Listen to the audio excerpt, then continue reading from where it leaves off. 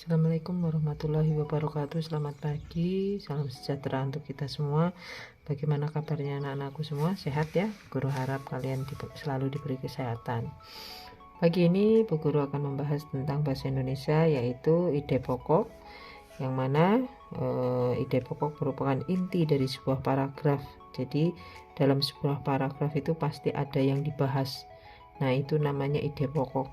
Nama lain dari ide pokok adalah gagasan utama atau gagasan pokok yang paling utama. Ide pokok terkandung dalam kalimat utama yang memuat inti dari suatu paragraf. Nah, kalimat utama dijelaskan oleh beberapa kalimat penjelas. Ide pokok dapat diletakkan di awal, akhir, atau awal dan akhir paragraf. Jadi, dalam sebuah paragraf, kalian dapat mengidentifikasi, mengetahui ide pokoknya atau gagasan utama itu setelah membaca. Nah, gagasan utama dalam setiap paragraf itu bisa di awal, bisa di akhir, atau awal dan akhir. Nah, untuk akhir itu kalau biasanya awal sudah ada, akhir ada, itu yang akhir itu untuk memperjelas, mempertegas, ya. Nah, di sini paragraf yang memiliki kalimat utama di bagian awal dinamakan paragraf deduktif. Jadi kalimat utamanya, gagasan pokoknya di awal itu namanya deduktif. Paragraf yang memiliki kalimat utama di akhir dinamakan paragraf induktif. Kalau deduktif itu di awal, induktif itu di akhir. Nah, kalau paragraf campuran itu memiliki dua kalimat utama, yaitu di awal dan di akhir paragraf. Nah, kalimat utama di akhir paragraf berfungsi sebagai penegas kalimat utama di awal paragraf. Nah, ini tadi Bu Guru sudah menjelaskan bahwa kalau yang campuran antara deduktif dan induktif itu adalah campuran, itu fungsinya gagasan utamanya kalau di awal ada itu adalah yang pokok pembahasannya nanti dijelaskan dengan kalimat-kalimat penjelas, dan yang di akhir itu untuk mempertegas, memperjelas lagi, ya. Itu. Mari kita bacalah teks berikut dengan sama. Manfaat minum air putih untuk tubuh. Nah, di sini ada beberapa paragraf, kita identifikasi 2 paragraf saja. Nah, di sini ada, apakah kamu termasuk orang yang malas minum air putih? Bila iya, sebaiknya kamu segera mengubah kebiasaan tersebut. Tubuh yang kurang air ternyata dapat memicu beragam penyakit. Padahal ada segudang manfaat minum air putih yang baik untuk tubuh.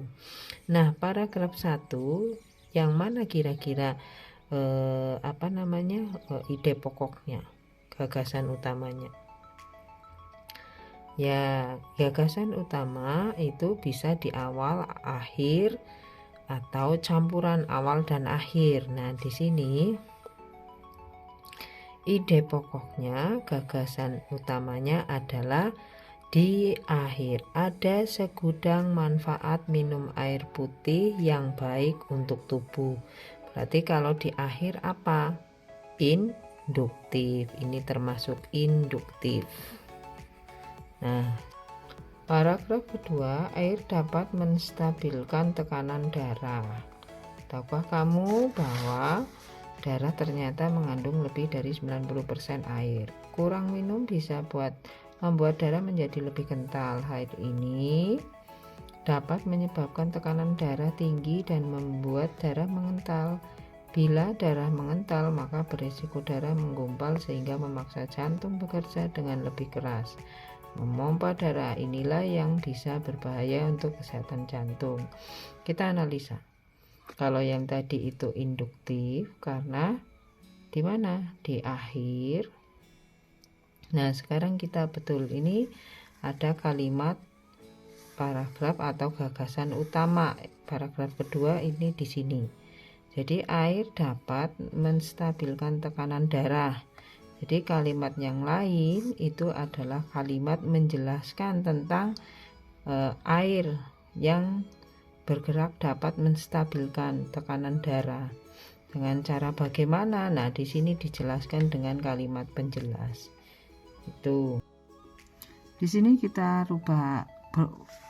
tambahkan lagi, kita bahas lagi tentang kalimat yang diucapkan setiap anak berbeda-beda. Dalam kalimat-kalimat tersebut terdapat fakta dan opini. Apa itu fakta? Fakta itu dalam bahasa kita itu kenyataan. Opini itu apa? Pendapat.